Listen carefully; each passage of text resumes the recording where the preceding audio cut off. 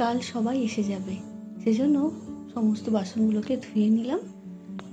বাইরে থেকে খাবার আসবে, আমাদের যে ক্যাটারার ভাড়া করা হয়েছে তারাও একেবারে ওখান থেকে খাবার পার্সেল করে পাঠিয়ে দেবে, আর বাসনপত্র ওরা পাঠিয়ে দেবে, মানে কাগজের প্লেট।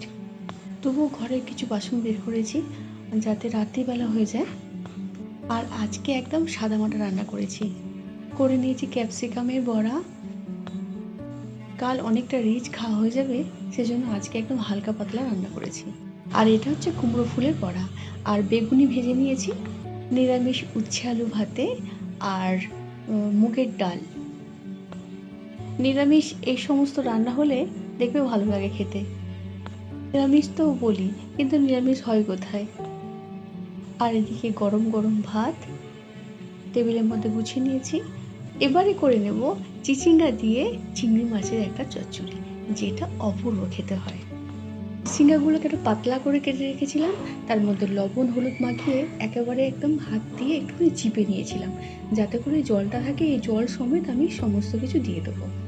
এবারে কড়াইতে সর্ষের তেল দিয়ে চিংড়ি মাছগুলোকে লাল লাল করে ভেজে নেব। ভাজা হয়ে গেছে, তুলে নিয়েছি। এবারে কড়াইতে দিয়ে দেবো কালো জিরে আর দুটো চেরা কাঁচা লঙ্কা। ফোড়ন থেকে যখন সুন্দর গন্ধ ছাড়বে, আগে থেকে কেটে রাখা ঝিরিঝিরি করে কেটে রাখা পেঁয়াজ এর মধ্যে দিয়ে দেবো।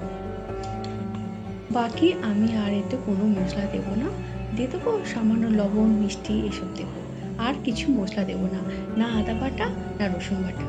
চিংড়ি মাছের গন্ধেতে এটা সুন্দর খেতে হবে। পেঁয়াজটাকে লাল লাল করে ভাজা হয়ে গেছে, তার মধ্যে চিচিঙ্গাগুলো তুলে দিয়েছি, ওর মধ্যে লবণ হলুদ দেওয়াই আছে। এবার দিয়ে দেবো ভেজে রাখা চিংড়ি মাছটা। ব্যাস, এবার আমি ভালো করে এটা কষিয়ে নেব। দিয়ে দেবো সামান্য চিনি। এই রান্নাটিতে একেবারে সাদামাটা রান্না, মানে অপূর্ব খেতে হয়। একটু কষিয়ে টষিয়ে করলে দেখো কতটা কমে গেছে। চিংড়ি মাছ পড়লেই তো ভালো লাগে খেতে। দেখো হয়ে গেছে, নামিয়ে নিয়েছি। এবারে করে নেব বেগুন দিয়ে পাবদা মাছের ঝাল। পাবদা মাছটাকে ভালো করে ভেজে নিয়েছি, আর বেগুনটাকে লবণ হলুদ দিয়ে এটা লাল লাল করে ভেজে নিয়েছি। এবার তুলে নেব। ওই তেলের মধ্যে দিয়ে দিলাম সামান্য কালো জিরে আর দুটো চেরা কাঁচা লঙ্কা। জল দিয়ে দিলাম, পরিমাণ মতো লবণ হলুদ দিয়ে দিয়েছি। এবারে মাছগুলোকে এর মধ্যে দিয়ে দেবো, মাছ আর বেগুনটাকে দিয়ে দেবো এর মধ্যে। সুন্দর করে ফুটে উঠেছে দেখো।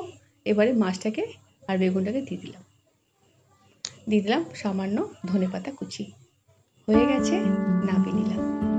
খুব ইজি রান্না, আর খেতে কিন্তু অপূর্ব হয়। একবার এরকমভাবে করে দেখো। এবারে করে নেব চিলি পনির, যেটা রাত্রিবেলা রুটি দিয়ে বা পরোটা দিয়ে খাওয়ার জন্য। এই রান্নাটি আমাদের বাড়িতে প্রায় হয়, আর খেতে কিন্তু ভীষণ ভালো লাগে। আমি একটা ইউটিউব চ্যানেলে আমি দিয়েছি।